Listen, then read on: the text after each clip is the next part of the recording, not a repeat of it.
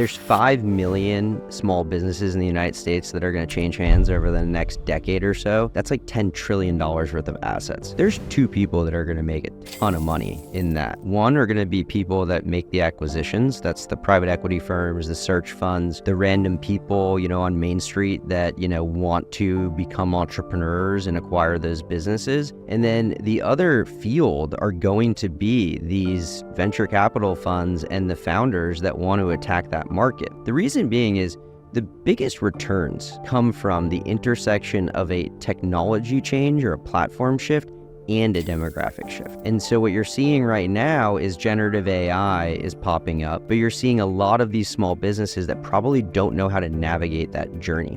But when a new owner comes into place and that new owner is maybe younger and more tech forward thinking, they're going to want to change things up. They're going to want to shake it up. And how do they do it? They're going to be able to do it with these next gen AI products.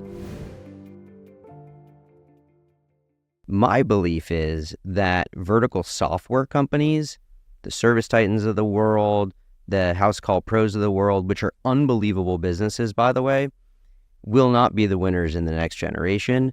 I think the real winners are going to be the businesses that do all of this work for the people buying the companies.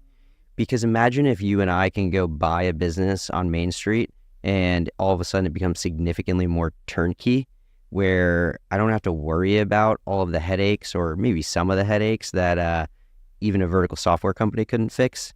And now AI has been able to automate a big part of that job.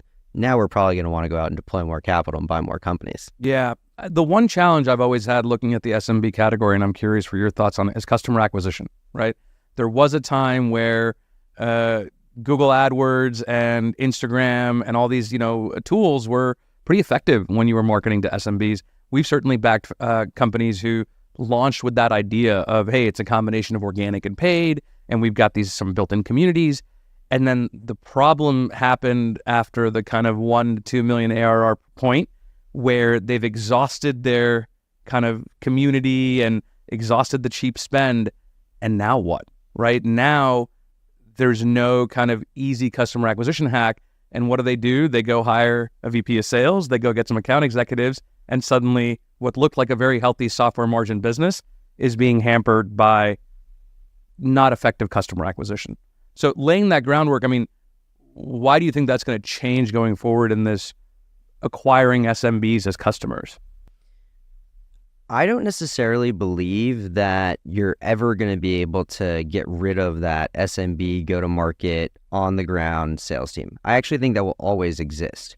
And it is a very, very hard game, which means you need to back exceptional founders.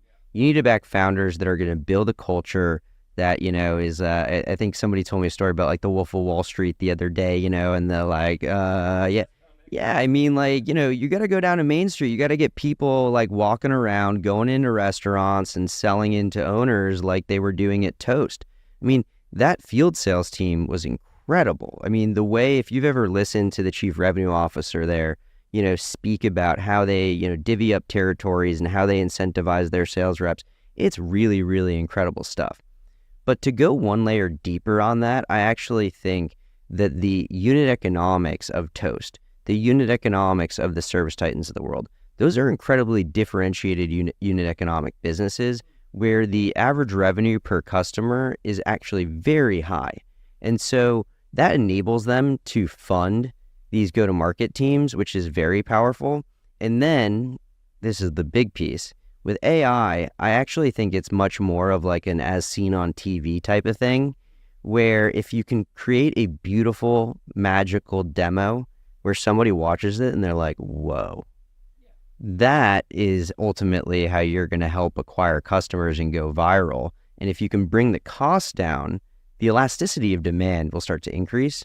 And that's really the way that I think about my thesis within like the SMB tech world, is you want to go after companies that can drop the price significantly and with a culture that can go to market by selling very hard.